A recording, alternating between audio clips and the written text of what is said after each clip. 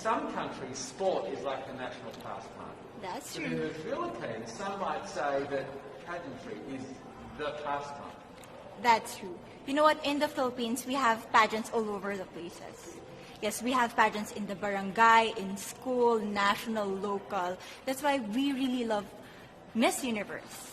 It's like it's giving pride and putting the Philippines back on the pedestal. That's why there's an added pressure as a candidate coming from a pageant-loving country.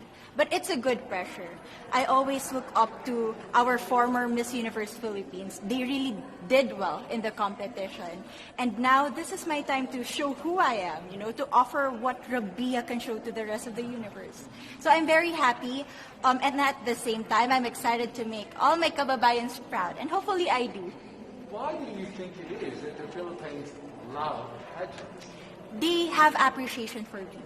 We do love pageant because we used to think that we wanted to be included in the world, I have to be honest, in the Philippines, my skin color used to be not the standard of beauty. I was obsessed whitening my skin because these are the kinds of beauty queen we see on the mainstream. But things were different now. That's why I'm very proud to be a morena. In the Philippines, we call it morena. It's brown skin girl. And to be able to represent, my color, my identity as a true Filipina. Tell me about your journey to being crowned Miss Philippines. In a world that, in a country I should say, that loves pageants. That must have been a very intense process. Tell me about, your journey to being Miss Philippines. Well, my journey was crazy. You know what? I started to be a dark horse. Nobody noticed me. Nobody knows I was in the competition up until the preliminary and the coronation night. And when I won, I received different comments. Of course, there were people who didn't expect me to do well, who think that I cheated. That's why I need to redeem myself in Miss Universe. I really need to do well in this competition. And the thing is, I love pressure. I love criticism. I get better every day with that. You tell me I cannot do that, I turn to you and I'm going to say that, no, I can do it for myself. Good for you. So how does it feel then to be on the global stage? How do you feel to be here in this moment, right now? It's crazy, but I'm overwhelmed with the support, not just from the Filipino community, but also from Thailand, Latin countries who do appreciate me as a candidate, as a person. It motivates me that I am beautiful, I can offer so much in this world, and when somebody believes in you, it gives you that extra energy to really do well and perform well. Do you have a sense with the girls, all of the girls competing, you're competing, but is there a sense of camaraderie with all of the girls? Is there a real spirit to, sort of motivate each other to do better? You know what? I have a different idea about Miss Universe. I thought it's going to be very competitive, in a healthy way, well, of course. But now I can see every girl helping each other, from fixing those hairs, from trying to zip up those outfits. It speaks of the closeness and the kind of camaraderie that we want to have.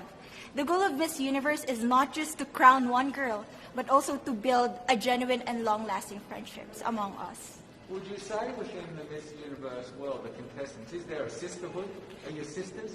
There is sisterhood. I can say I was able to talk to different representatives from different backgrounds, different cultures. And despite our differences, there's so much to be highlighted in what binds us together. And that is because we want to empower women. We want to have our advocacies. We want to speak for the things that we love. And that's a celebration of women and the beauty that we have. So coming out of this week, obviously you would love to be crowned Miss Universe. Of course. And that would be wonderful, of course, for any of you. But what else will you take out of this week? What do you think you'll feel at the end of this week, regardless of the result? How will you be a different person? It's the growth and the development that I was able to have during preparing for this dream. I will be honest, there was a moment that I lost my identity. because I was put under pressure. I was in that position in which I feel like I'm not good enough. I'm not a good representative of my country, but I was able to bounce back stronger.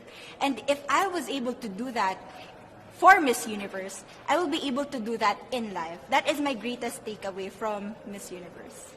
Okay, so the Philippines have a huge amount of fans. Yes.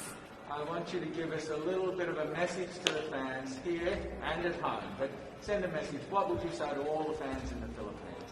To all my fans from the Philippines and from all over the world, maraming salamat po. Thank you so much for loving me and for believing in me. It means a lot to somebody who is so naive in this industry, who has no idea how to become a beauty queen on the first day of my journey. But because of your love and support, I was able to be the woman that I am today. And regardless of the result, I may or I may not win the crown, but one thing is for sure, I'm gonna make you all proud.